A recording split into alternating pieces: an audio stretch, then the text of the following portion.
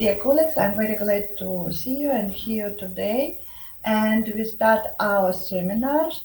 Let me introduce our speaker, Professor Dirk Langemann from Technician University of Braunschweig, Germany.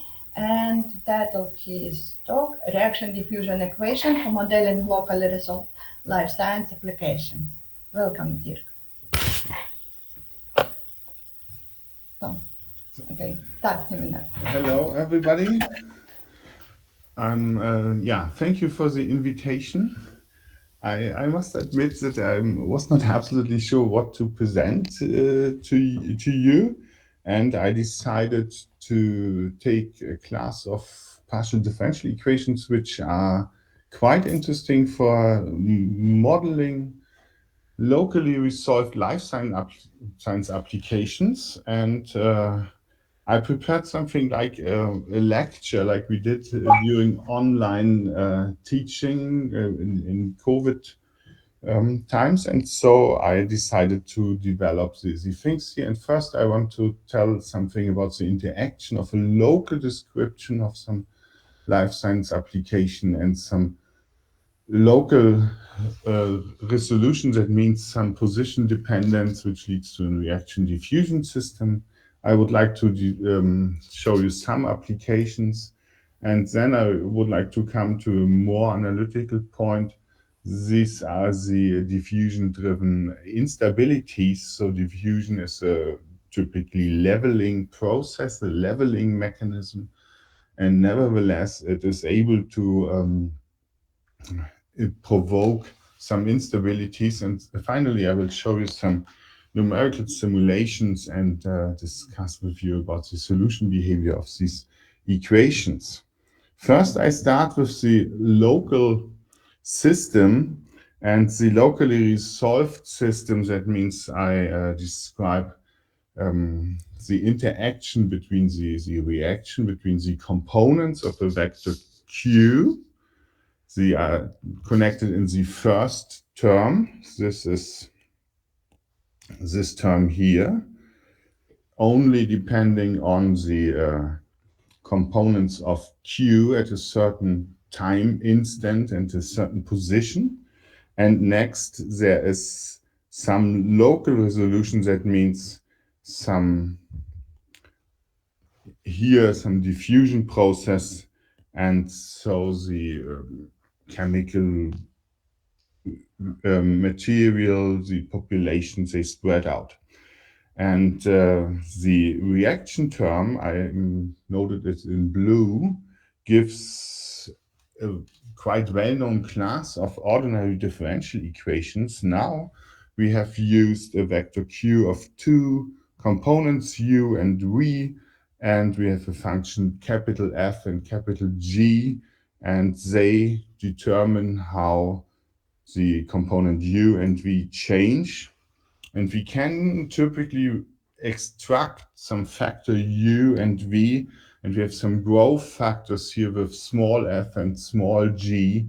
So sometimes it's written in this form to emphasize that the ordinary differential equations contain a growth behavior which might be influenced by the other component. And then I have noted the locally resolved system, and in the easiest case, we add some diffusion behavior by the Laplacian, and the diffusion constants are delta 1 and delta 2. And we can distinguish between the cases that we regard the whole Euclidean space or we regard a bounded domain.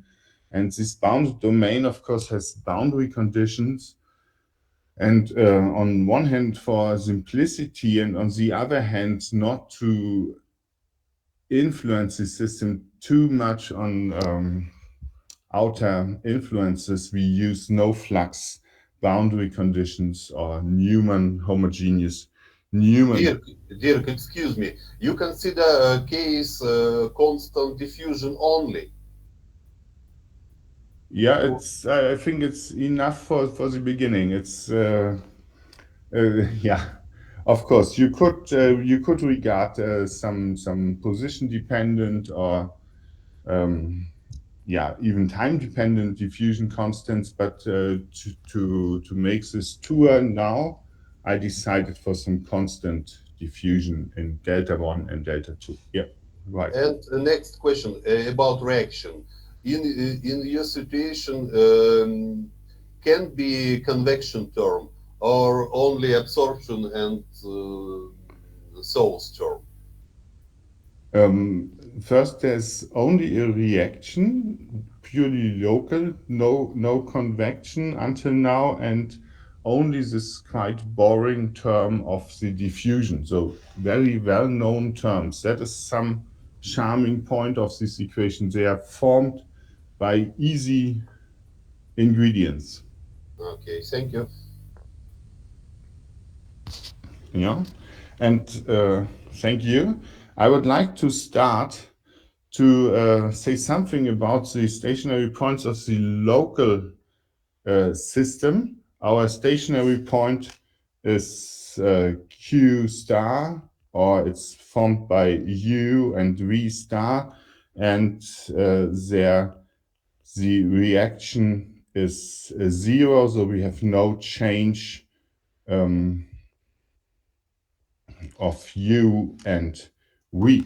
And then, of course, we can expand the stationary point by some capital letters here and make some Taylor expansion, and we get very easily the linearized version of the system. So this is zero. Then here we use, and we need it several times, the derivative of f with respect to u at the position times the deviation from it, and here the next one always at this point, and then we have some terms of higher order, and same with v. We get g of u, it's always the same. We write times capital U plus g derived with respect to v times capital V plus some terms of higher order. And the linearized system is now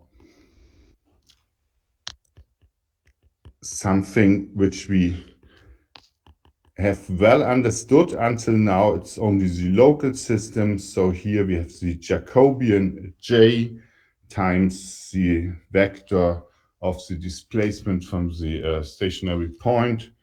And so we could write it as the derivative of the vector q is j times q, or let us call it's q tilde, the derivative from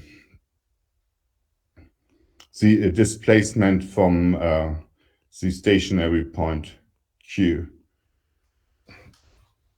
And now we know that if the eigenvectors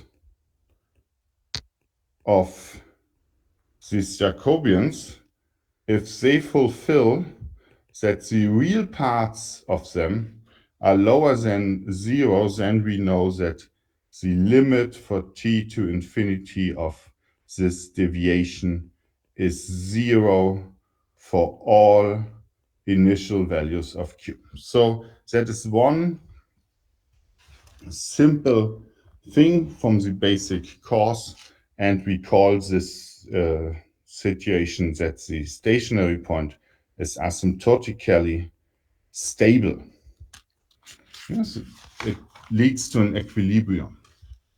So now if we would like to describe that in a little more detail, then we could ask what we can say of the behavior of the stationary point if J is a real matrix from 2 times 2. And it's quite simple to see that this form of a parabola with some constants capital H1 and H2 called Hurwitz constants, they can be compared to the Hurwitz criterion on the zeros of polynomials. They are formed simply by the zeros, And so we get that H1 is minus the trace of J, that means minus the sum of the eigenvalues, and H2, it's the determinant of J, it's the product. And now we see that here, below the axis for H2 is 0, here in this part, we find that we have lambda 1 times lambda 2 is lower than 0. That means both are real, and one of them is negative, and the other one is positive without loss of generality. And we find that we have an unstable saddle point when we are below this axis. So we have one direction which approaches the stationary point and one which leaves the stationary point. If we are on the right side in the first product, then we find that here lambda 1 and lambda 2 are real and both are negative. And that means we have a stable knot. That means the stationary point is approached directly from all sides. And above this line here, which is given by just the parabola with the factor 1/4, then here we find that lambda 1 and lambda 2 are not real anymore, but the real parts of them are smaller than 0, and we have a stable eddy. That means the solution approaches the stationary point just by a spiral which tends to this point. And similarly, we have here an unstable eddy. That means the stationary point is no longer stable, but the trajectory leaves this point. The real parts of lambda 1 and lambda 2 are larger than 0, and lambda 1 and lambda 2 are not real. And here we have an unstable knot. The stationary point is not stable, the trajectory leaves this point. We will keep in mind this little sketch, how the solution of our local system behaves, and regard some applications. And first, we take the standard Volterra-Lotka model. That means we take a prey in U and an equation for the prey, and an equation for the predator, which is V, and we get A U. That means it's the growth of the prey, and the prey is attacked by the predator. So whenever they meet, it's diminished, and then we have C U V minus, and here we have the mortality of the predator. It's oftentimes explained by foxes and rabbits, but the version where it is seen this as snow rabbits and lynx in the meadows of Canada in the end of the 19th century. And that is indeed the only example where measurement data is available which shows that the model approximates the behavior of an ecosystem. And by some scaling, we can scale the time so that A is 1 just by stretching the timeline. By scaling V, we can organize that B is 1, and we get the scaled system that U is U minus UV, and V is some parameter A. Perhaps we give him a tilde UV minus V. And the stationary point, of course, is now a point where the right-hand side is 0. That might be the point where U is 0 and V is 0. that is the point where the ecosystem disappeared. It is no animals are there anymore. And here we can choose one, which is 1, 1, and besides the one which is 0, 0. If we sketch the behavior of the system, then here we have the prey, there's the predator, and we sketch all points where u dot is 0. These are the points where v is 1 and the points where u is 0. So the blue points are the points where u dot is 0. They are called null clines, like isoclines just from the null. And then we plot the ones where v dot is 0. These are these points v dot is 0. And we see that our trajectory passes the lines, the null lines, in an orthogonal manner. And we see that the intersection points are our stationary points. This is one, and this is the next one. This point 0, 0, and we get some behavior, and we can show that it's periodic, which looks a little bit like that, depending on alpha. And here we already can explain some observations from ecological systems. It oscillates. And we find here that the Jacobian at this point is just 0, -1, alpha, and 0. That means in our picture from the slide before, we find our system just here. We have the linearized system makes just a stable but not asymptotically stable system. This is where the linearized system stays in the sketch we had one slide before. But now you could say that this very simple system without any real confirmation by experimental data can be modified as you want in some sense. And so you could introduce a bounded capacity. So you could say, why should the prey grow until it's infinitely large? And so you could include some restricted capacity, for instance, by food or by space, some resource, and you get this system which has one parameter more. And of course, after scaling, you would expect one parameter more, and you get u dot is here. You scale u to the capacity so that u is 1, fits to the given capacity in k minus uv, and here it's alpha uv minus beta. You have one more parameter. And again, if you make the same sketch, you see a changed behavior.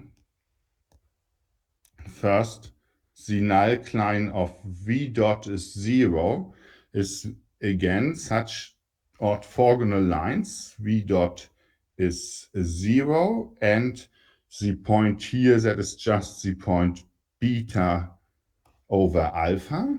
And the blue line now is no longer similar. It looks like that. And you find here it's 1, there's 1, 3 stationary points. 1 is here, that is the paradise for the prey. No predator is there. The next one is the empty ecosystem, and here that is the point which we are interested in. That is the respective point of 2 existing species. And again, our trajectories pass the null clines in a parallel to the lines, and you find some behavior which looks like that. It's a spiral which tends to the stationary point. So here you have a stable eddy, and this spiral, that means that inside our sketch we came to a point somewhere here, and we are on such a line. And I can tell you that all these points are possible. So if the restriction is very strong, then you can have a stable knot, which is possible. So you will not see this eddy, this spiral. And here we were in these regions. So a small change of the model changed the behavior of the model dramatically. The first one is the periodic behavior and periodic oscillation. The second one is asymptotically stable and tends to the stationary point.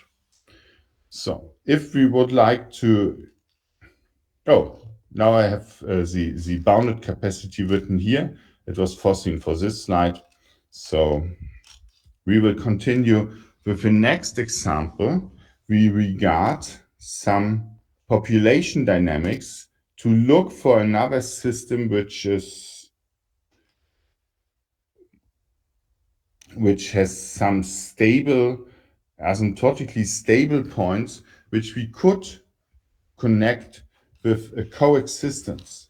And coexistency is a difficult problem. Darwin's law says that the fittest population survives. And here, nevertheless, we observe coexisting populations. And here our populations are again U dot.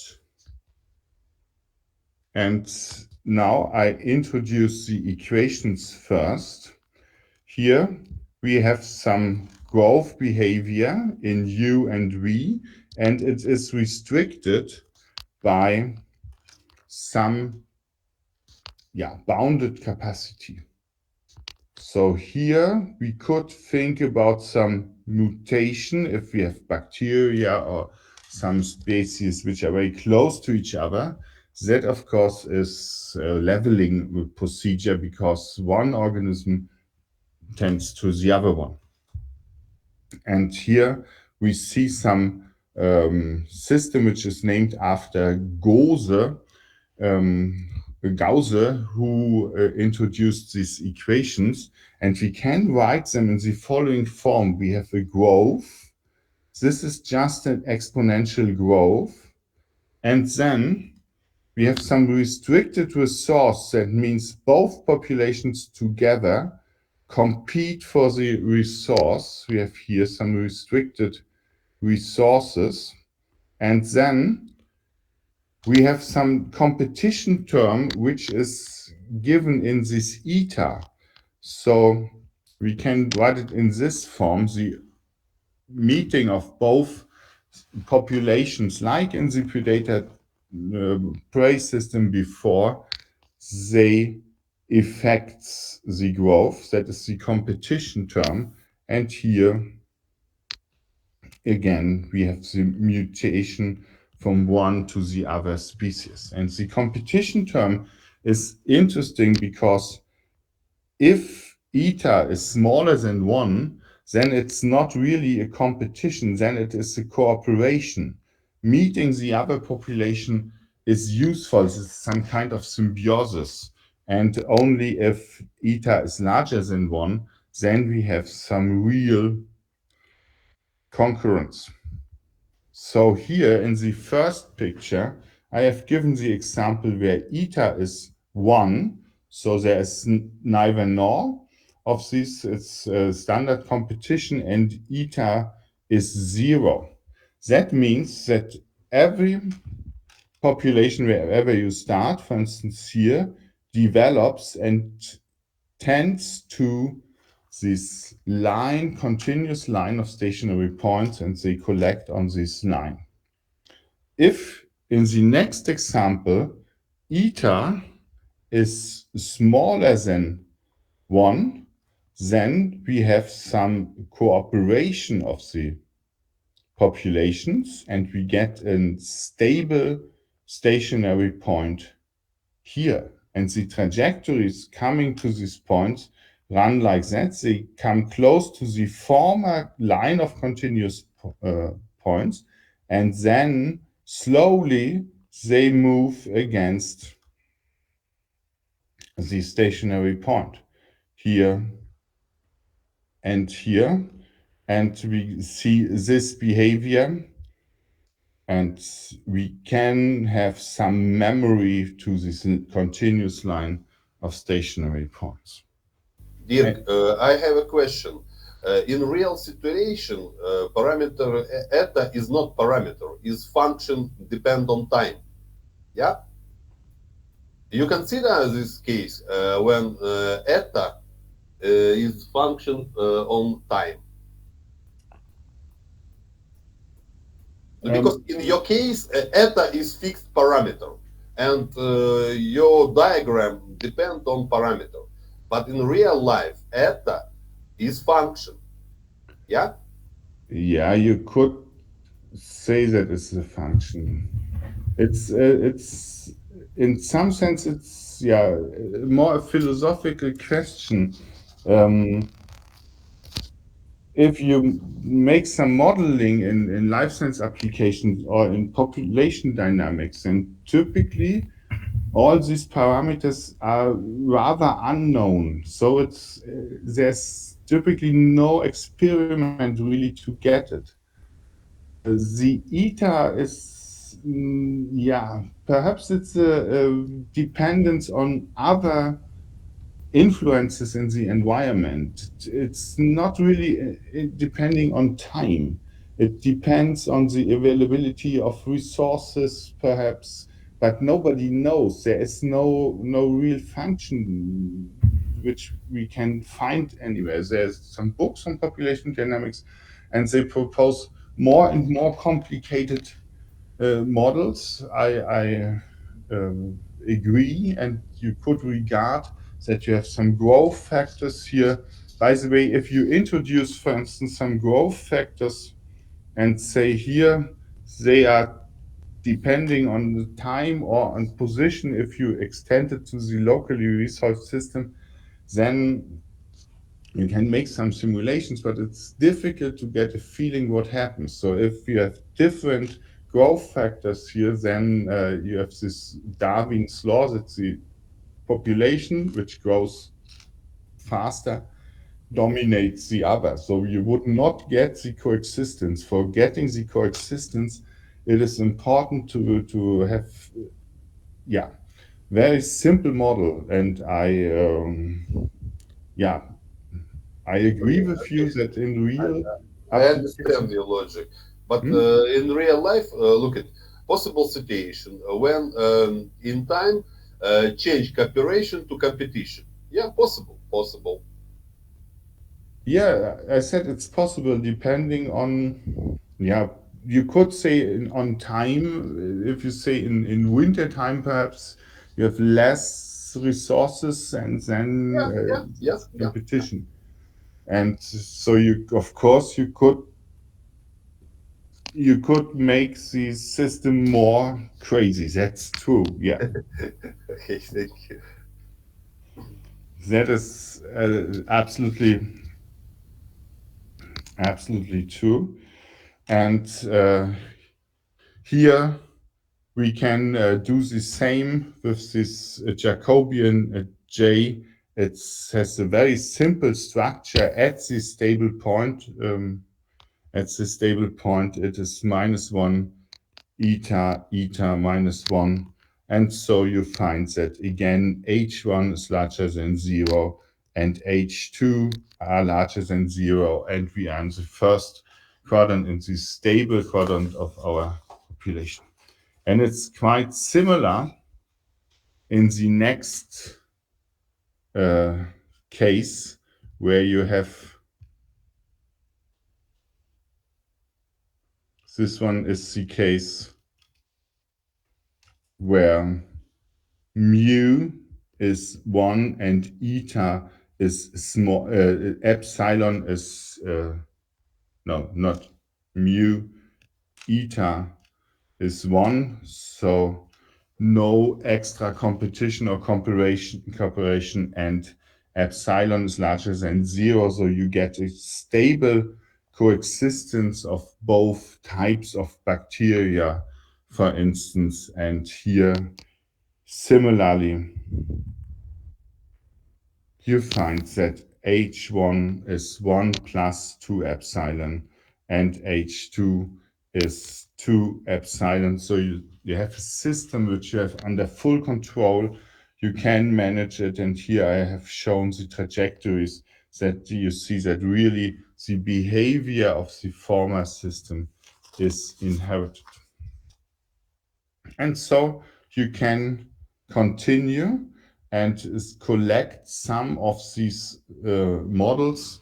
Here, for instance, one prominent example from COVID time, that was, just to mention it, the system where you have the susceptible part of the population and the infected, and if two meet, you have the same terms, then you get some part of the infected population, and then if they are immunized, we come to the removed persons, and if you scale it, after scaling in time, you find that you can write it in such a system which looks quite similar. And of course, we will give some, would be interested in solving the locally resolved systems. That means just assume that people travel during such an epidemic in a diffusive way. Of course, they do it also in a convective way, but it's sociologically difficult really to prove how they do it. You could assume that delta 1 is larger than delta 2 because healthy persons travel more, and you can assume that the infected person takes the point and stay at home. Another nearly different form is a wildfire. So it has the same form. You could say that you have some temperature U and some biomass V, and the temperature, of course, acts against the biomass. So you can interpret it as some kind of a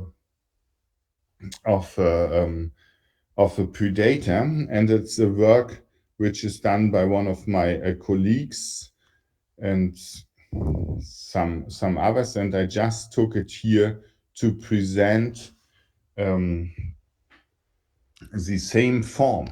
And here, perhaps you might see that we can write some other terms too than just the product. We have a convection, that means the wind drives the temperature, and the diffusion part, that is the extension of the fire without any wind, is quite small compared to the convection.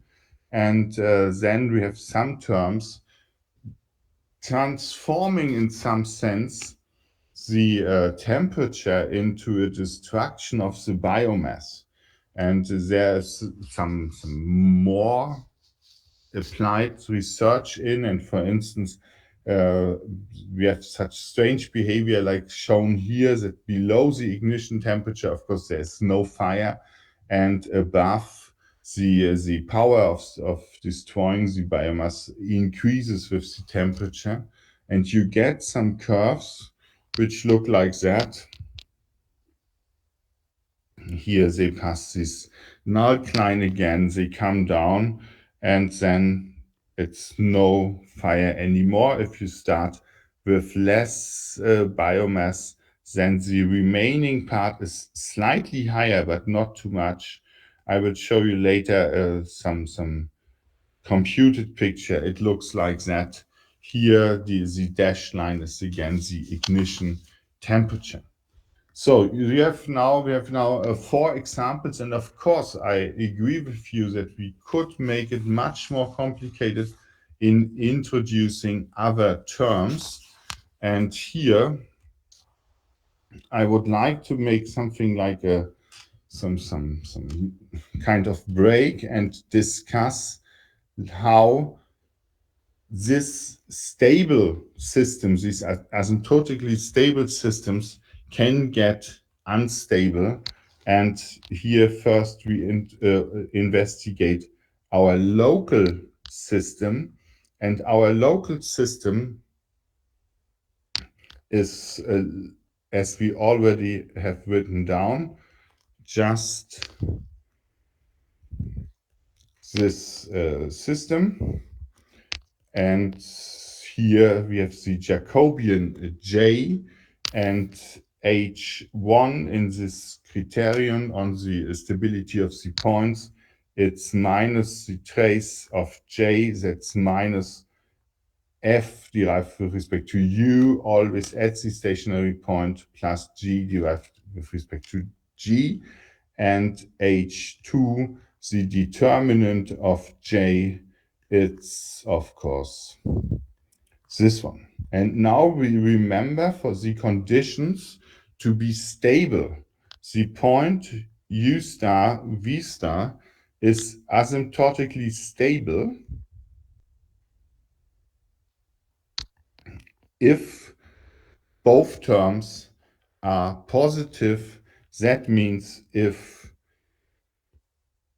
the trace of J is negative and the determinant is positive. And then we have an asymptotically stable reaction part, and now we add some leveling tendency in the diffusion part. Yeah, if you make it the system more crazy, like I said, then of course the procedure gets much more difficult. But here on this simple way to present it, we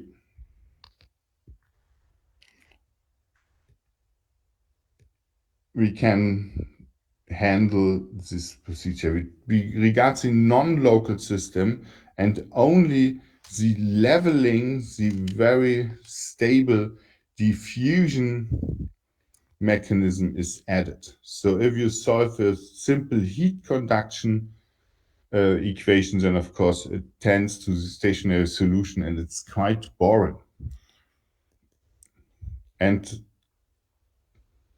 to investigate that, we write our system as the derivative of U with respect to time. And of course, now we have a partial differential equation. So we have our system, our matrix J is a linearized system plus the matrix of our diffusion constants in U and V, and we could write it as U dot is J times U plus matrix D times the Laplacian of U. So some asymptotically stable mechanism, and in addition some next leveling mechanism.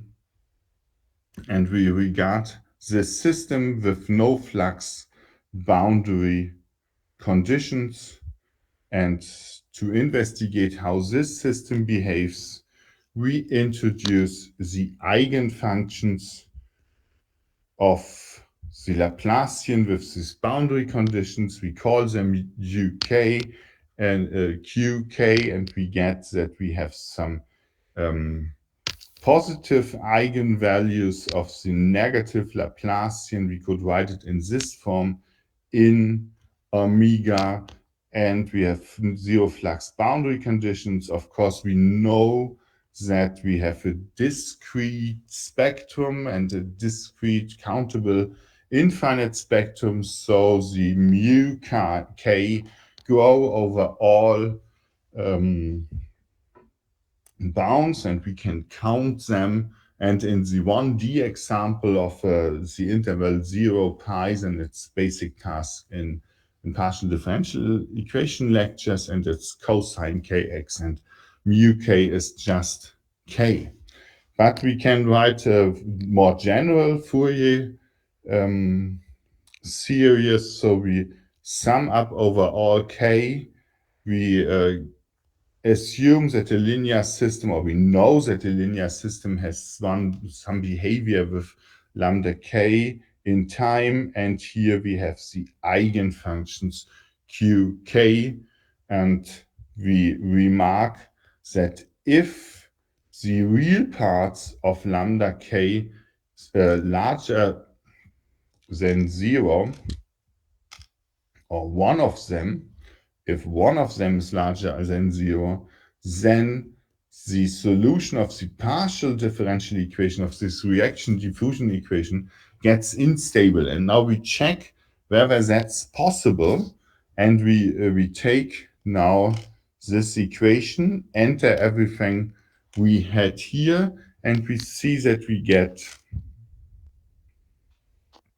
from this equation, just by introducing the series, the sum over all k, then here lambda k, because we have the time derivative, and qk depending on x is equal to the sum of all gamma k e to the power of lambda kt.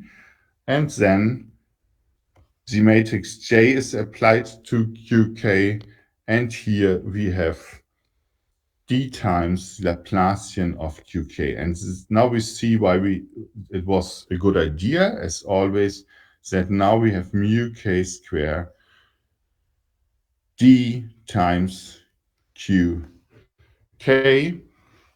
The eigenfunctions are orthogonal to each other, and because we have a self-adjoint differential operator, and so they are linearly independent.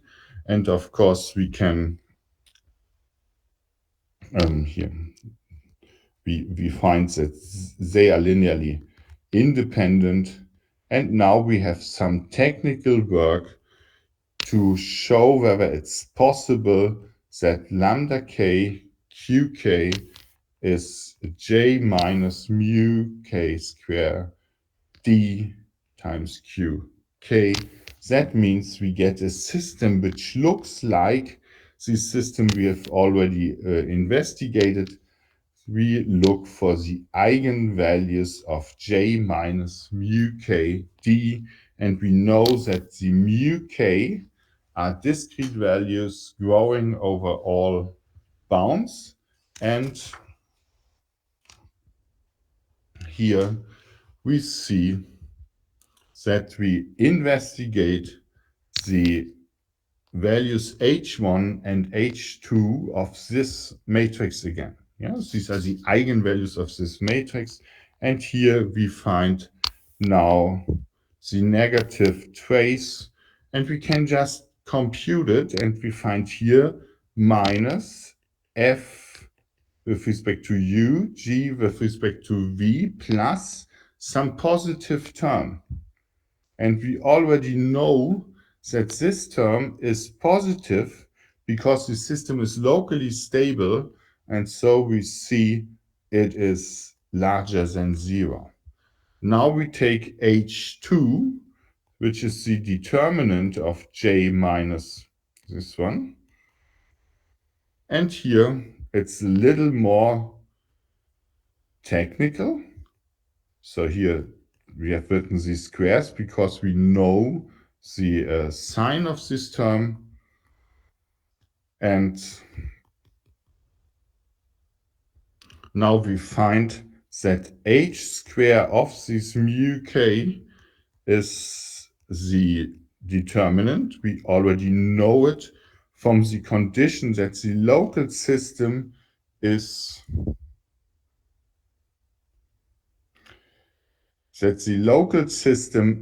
stable. So this one is larger than 0 minus some term here. Here we get a term of this form, which might be negative or positive. And here we have a next positive term. This is positive. So that means if H2 shall be negative to get a non-stable solution, then we find that we have a first necessary condition for the instability of our system here, which we had here, the orange one, is that the term, the only negative term is really, or appearingly negative term is really negative. That means that this term is larger than 0. That means, because we have already that f with respect to u plus g with respect to v is negative, that one of them must be positive, and if so, then delta 2 must dominate delta 1, and if g with respect to v is larger than 0, then delta 1 must dominate delta 2. And now we can discuss that H2 is a parabola in the square of the mu k, so in the eigenvectors. And now we discuss that really the minimum of H2 with respect to z, that is larger than 0, must be smaller than 0. And you see that it's just a parabola, some technical thing, and you get a next necessary condition for that. And I guess you can do the computation on your own, and you find that you have this expression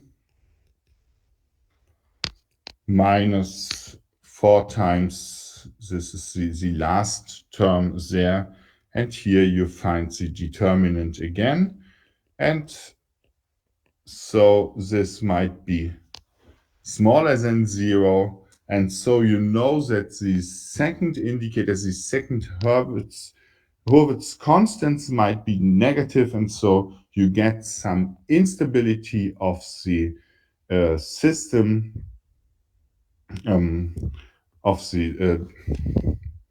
system we have in orange. So we added a leveling term and we get an unstable behavior. That means the instability was driven by the diffusion. Here I have written that we have a next necessary condition. That means if we have a fixed domain omega, then we have fixed mu k.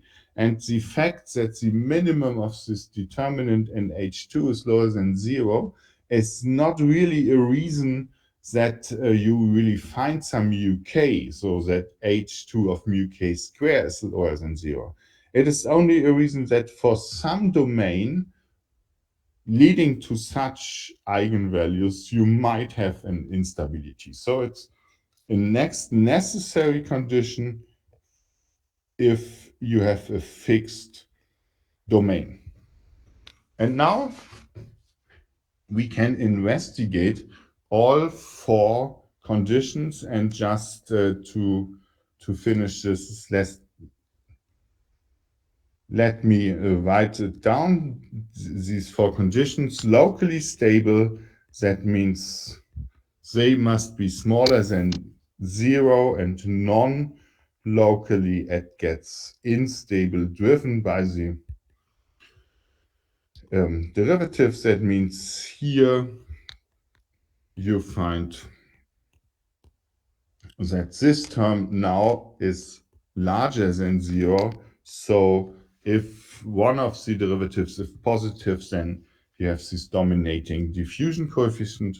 And the next condition was that the determinant is larger than 0. And here you find for the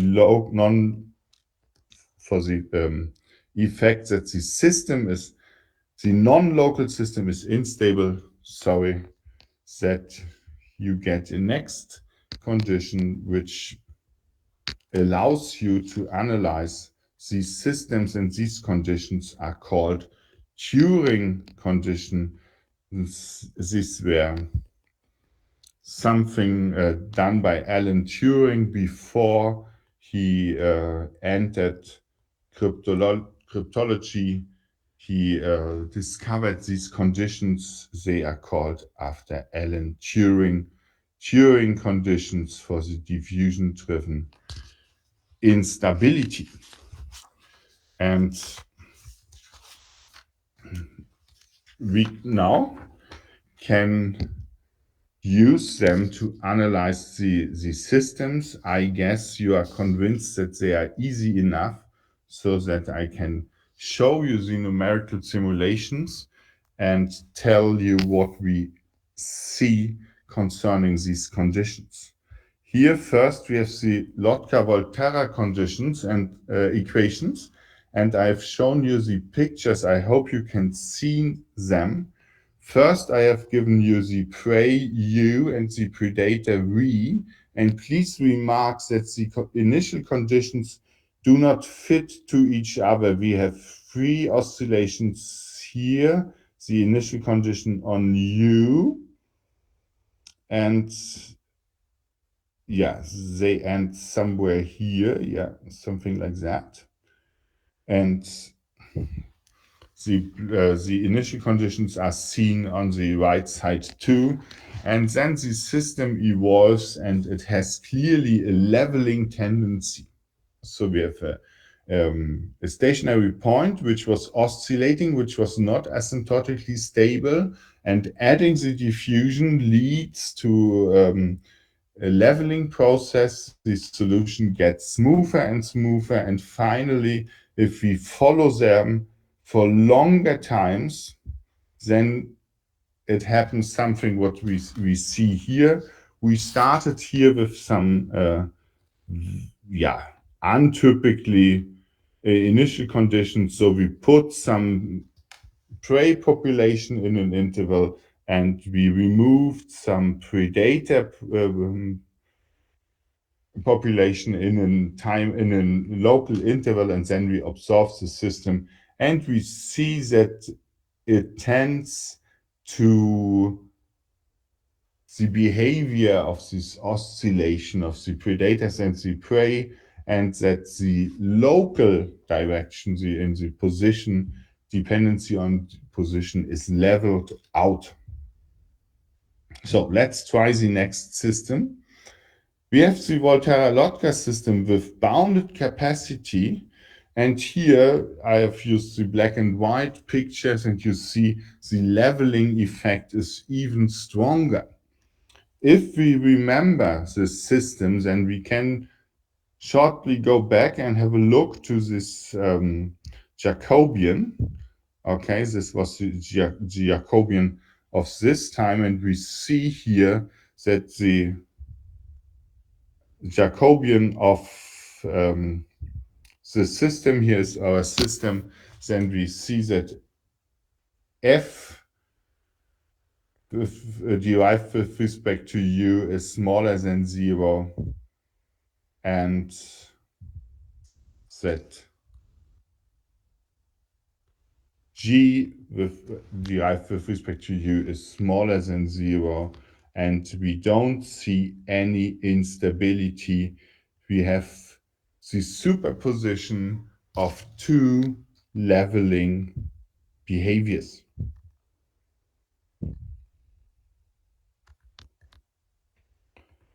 So we have a quite simple system and a superposition of two leveling behaviors, and we see that this equation goes to 0, and here with other initial condition with these intervals of constant populations, it is even more obvious that even after a short time, all differences are completely leveled out. In our SIR model of infections, we observe the following, that we have a population U of not infected persons, and then we have a very small part here in a small region. There some persons are infected. This is the same as here. Please remark that we have other scales. And now we assume that beta 2, that means the traveling behavior of the infected persons, it's quite large. And so they're spread out. They are going outside. And we see that in the end, more persons are infected. These are this area in orange here. And please consider that the z-axis has different scales. Then we could have the impression, and I know that some people doing simulations had this impression during COVID, that they have understood something from reality, because the SIR model is a very accepted model. Yeah, of course, there's something you can add. We had already this short discussion, and so they tried this one, and they found that a larger beta 2, that means is faster travel of the infected persons, lead to a smaller effect. So you see it spread it out. It is nearly disappeared. Nobody is infected anymore. And so we have to decide that is probably unrealistic.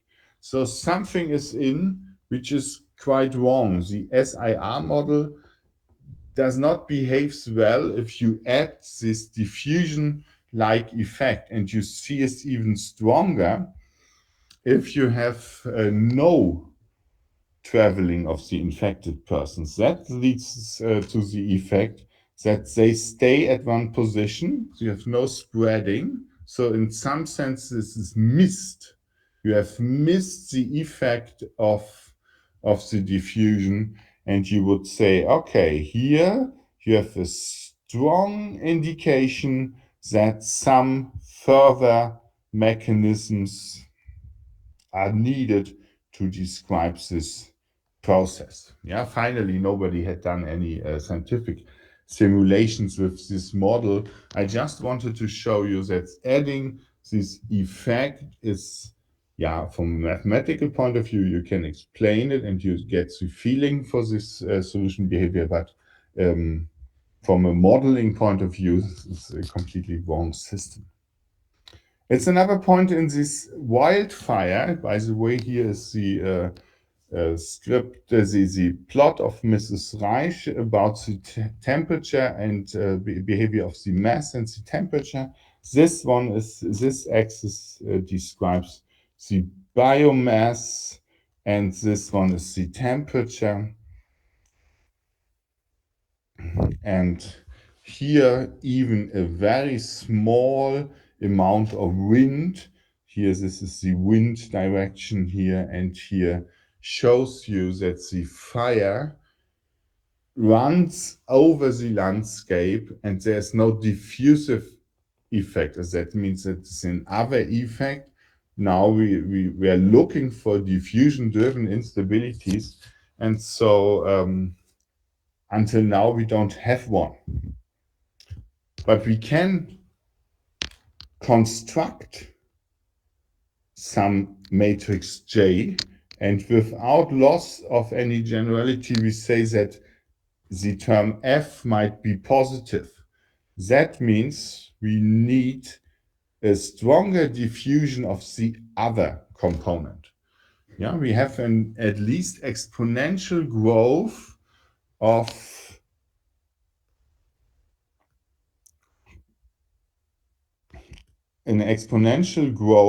the U dot is proportional to U as long as it is isolated from V. So let's choose an example.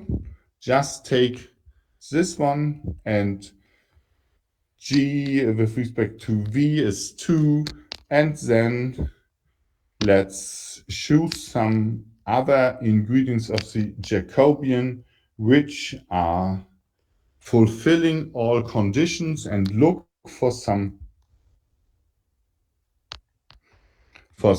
diffusion constants. This is okay.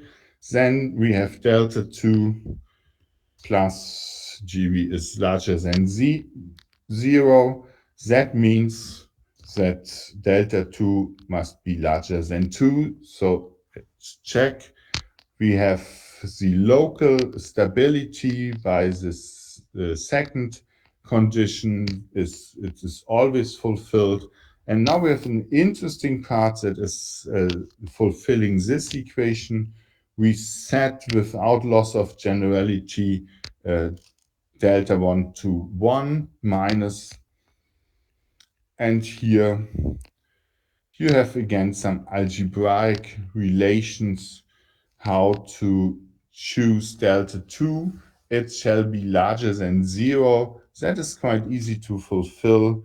This grows with the square. This one grows only with delta 2. So it's always possible. You always find such a delta 2. And then you can ask for some estimation, or you can really determine the zeros for epsilon is 1. You find that delta 2 has to be larger than this one. And for epsilon it's 1 over 2. You find that it's larger than this one. These are just the positive zeros. And you see that in this example again, H1 is easily determined, and H2 it's easily determined too, and you can choose the epsilon as you want. In our little sketch where our stationary point is lying, you find that again you can have some epsilon smaller than 1 over 4, and you get a stable knot for the local system, or you get a stable eddy if the system is here. So it's not restricted to this epsilon. For every epsilon, you will find some delta 2. And just now we have this system here. Let's write it down. Our system looks like that. Q dot is 1 minus 1, 2 plus epsilon minus 2q plus, and then you find this system.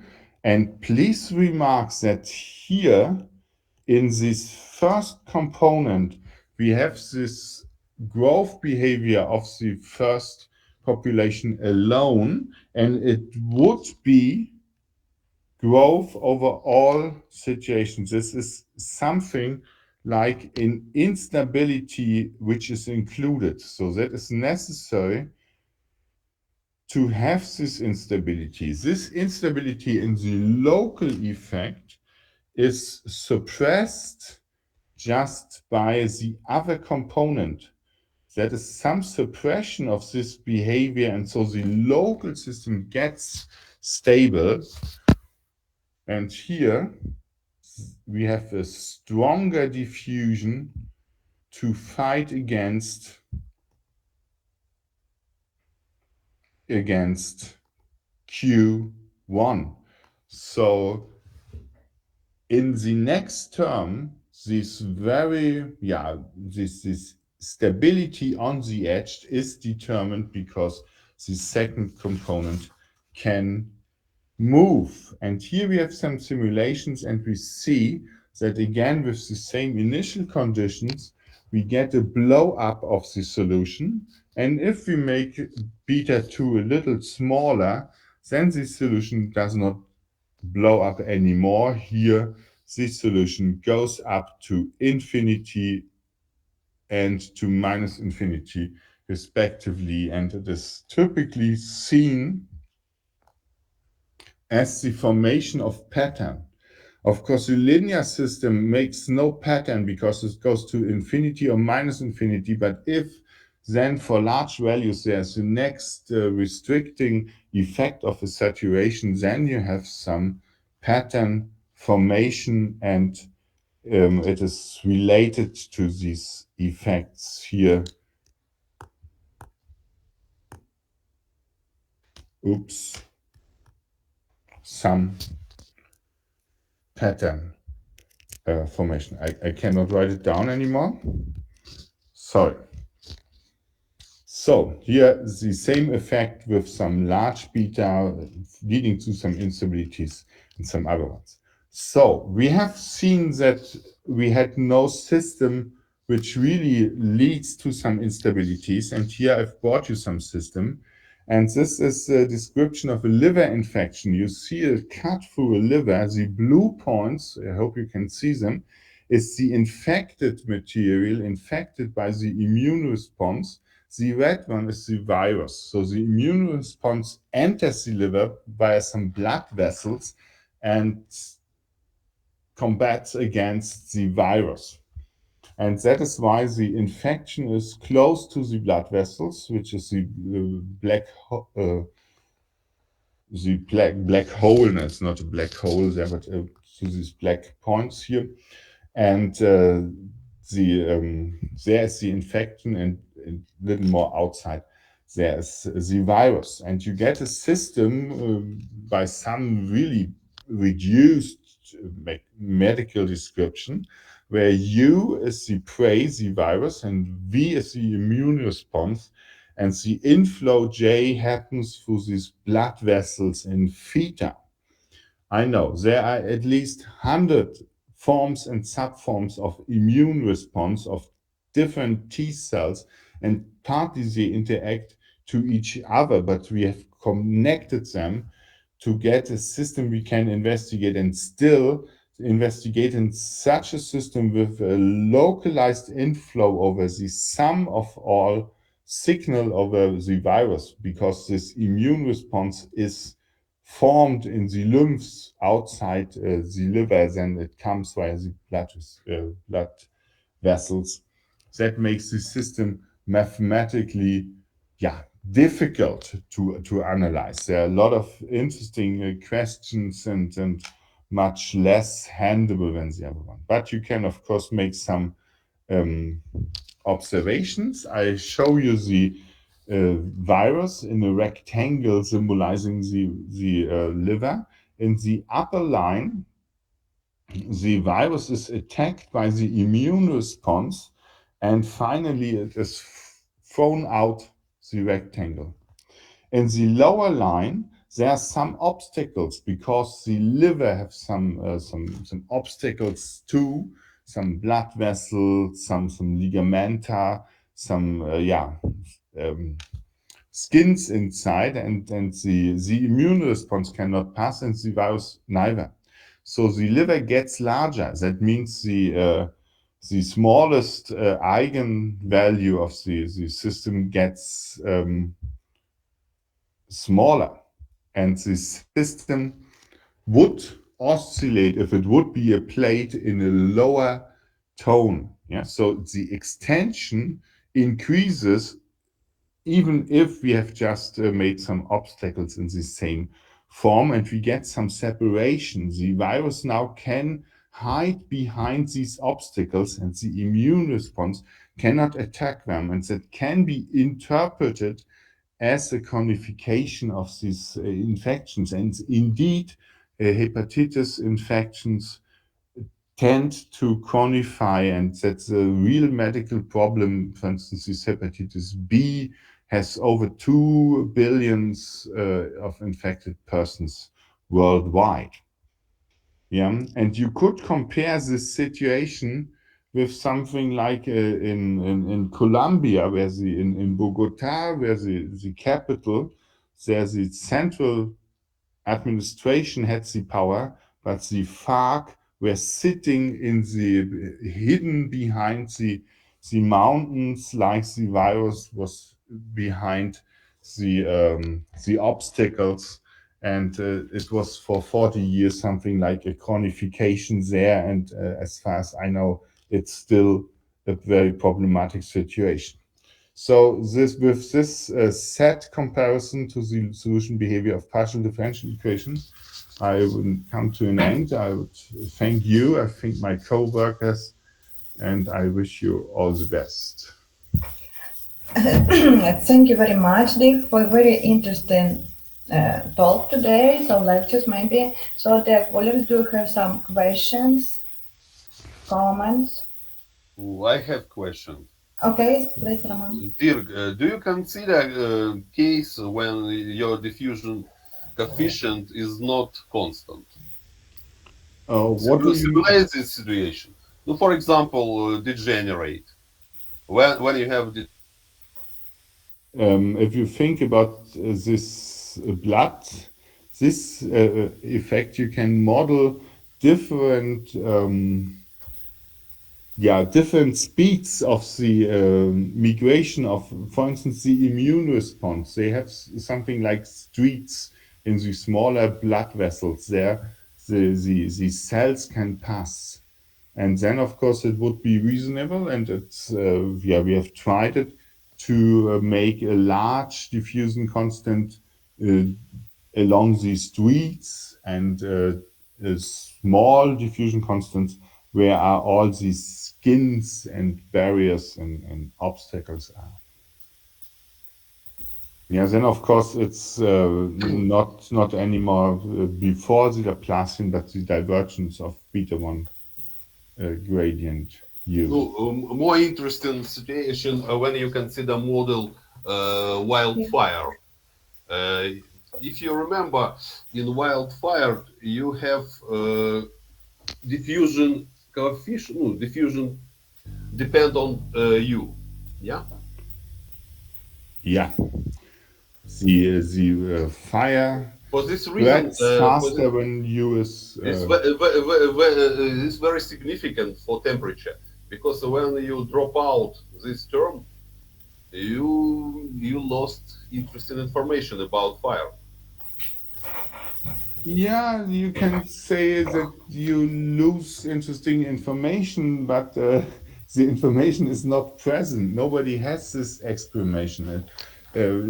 For instance, in wildfire, there are several simulation models like in weather forecast, but they are much less accurate.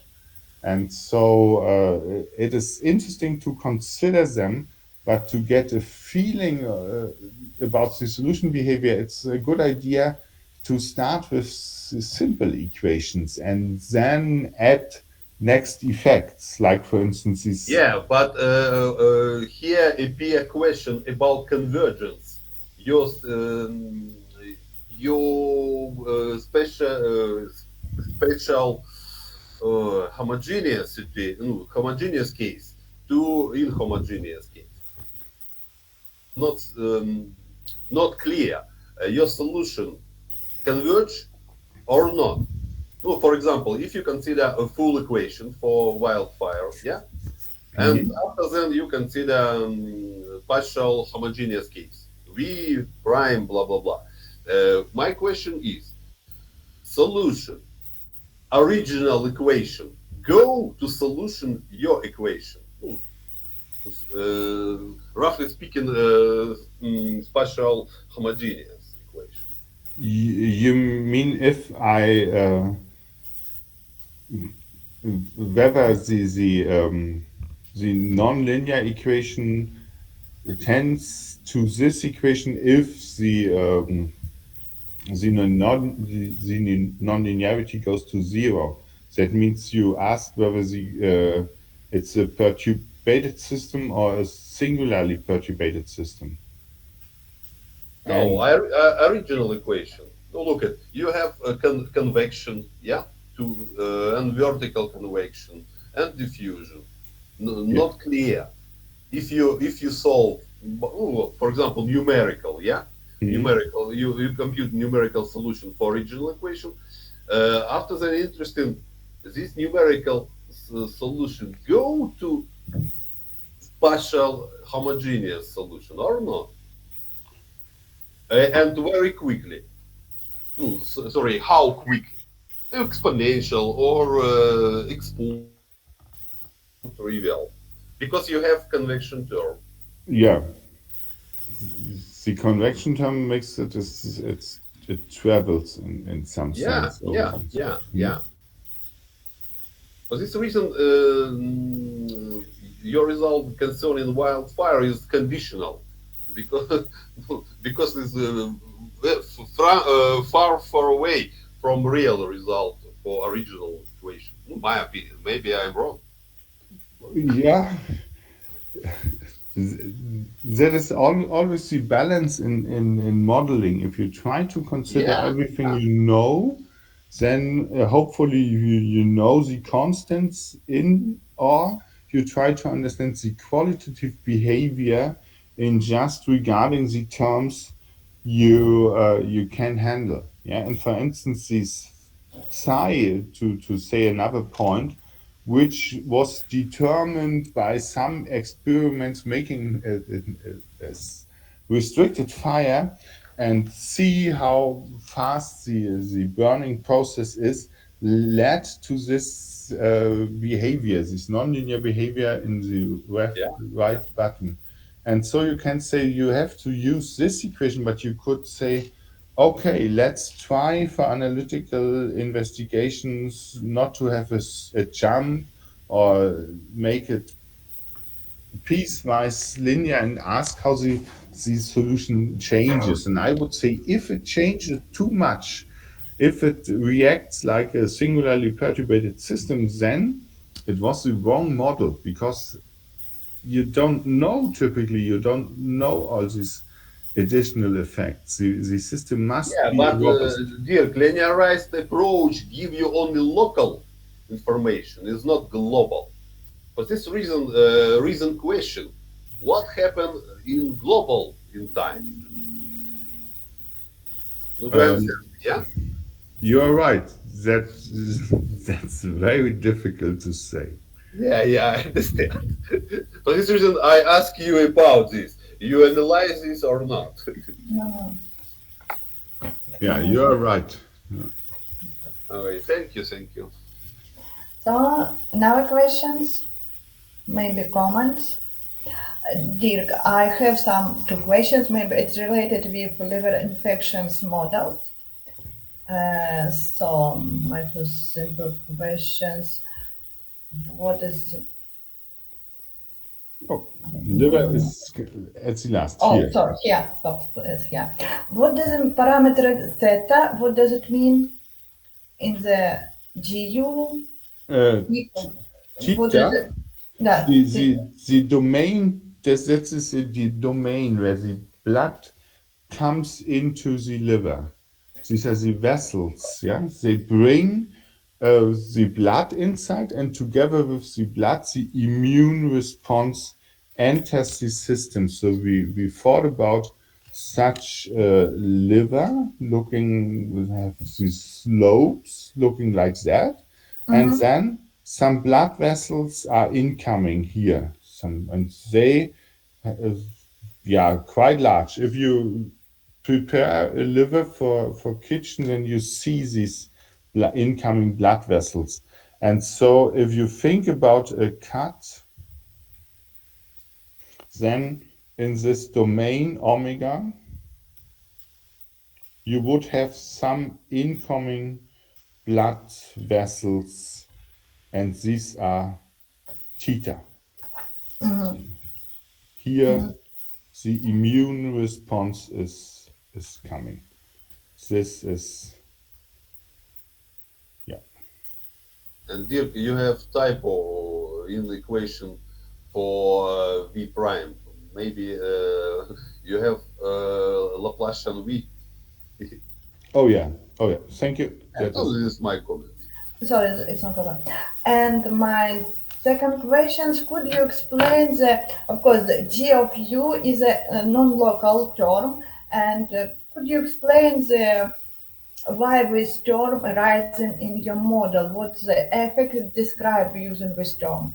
You have some watch cells. Yeah, they no, how it's called? Not what watching. Natalia, this is flux through vessel. This is So the no, I keep in mind influx. the integral of omega of function u Yeah. arising. Yeah, this Yes. is So mass. what? This is flux. This is flux. Why This is flux? the influx in this domain theta, Yeah. and the influx of the immune response depends on the signal of all virus found in the liver. There are some cells, uh, gate Okay. watching cells, they go around the body and they bring some rests of the virus to the lymphs. And there they show these, it's watching cells, keeper cells. I'm sorry, I missed this word of this particular form of T cells. And then the lymphs, the not lymphs, they form the immune response. That is the reason for the incubation time. And then after this incubation time, the immune response brings some specialized T cells to attack the virus. So the predator of the virus, that means the immune response, is not produced in the liver itself, but in the lymphs. That is the reason why you feel these swollen lymphs in the neck or under the arms when children are have ill, and that's a characteristic part of this immune response models. You have the prey, the virus here. This U is the virus, and this is the sum over the virus. The total virus is, if it's more, than the immune response is stronger, and then just in the domain theta, some immune response is coming. It's just a normalization here. That's the characteristic function of theta. Okay. So it's correctly, if I understand correctly, you, it's the term is only non-negative. Yes. No, due to its u is a non-negative function. Yeah, U is the Yeah, concentration. It's non-negative, and so and okay. it's always in inflow. It fights against the virus, that is this term, and it does not stop because the immune response is active as long as they find some virus, and only if they don't find any virus anymore, then they are stopped by some counteracting T cells. So you can model it as some kind of mortality because of they have no task anymore. That is, of course, that is a simplification which can be analyzed and not only simulated. Okay, thank you. And but when you numerical calculations, you use beta 1, beta 2, eta, and all this parameter for just your choice, or you gave this parameter from some experiments, or maybe how it's The idea was to develop a conceptual framework to explain this procedure. It's difficult to measure where the virus is, and there are some dates in the literature for the diffusion constants. I would say 2 orders of magnitude. So these are educated guesses by medical colleagues, and we have chosen them, and we have chosen the domain omega so that we could construct this stationary pattern. That was the idea, to show that a sufficiently large liver allows a stationary pattern which has a local resolution. And that coincides with the observation that it was difficult to bring mice or rats to a chronic liver infection. They either died by a strong immune response, or they had an acute healing. And so the medical colleagues said, now our typical experimental animals are not here, and we have to think theoretically about it. Oh, okay. Thank you very much. But as for time scale, you use the time in the dates, yes?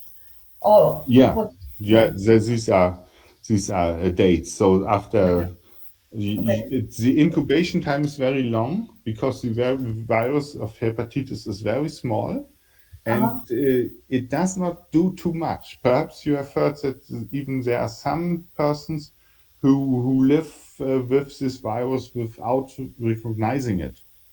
Yeah, in particular, if people are in some less modern conditions, they feel a little less strong, but not really ill. Yeah, that's quite often the case. And so the body has no real thing like in, if you have a cold or a flu, then after 3 or 4 days, your immune response is very active. And if your immune response is strong, then you feel very, very ill. But with this hepatitis virus, it takes 5 weeks, 4 or 5 weeks until the first immune response comes, and patients feel bad because of this immune response. The infection is not directly made by the virus. The virus is still living and spreading out in the body, and particularly in the liver. And the immune response makes the patients to get ill.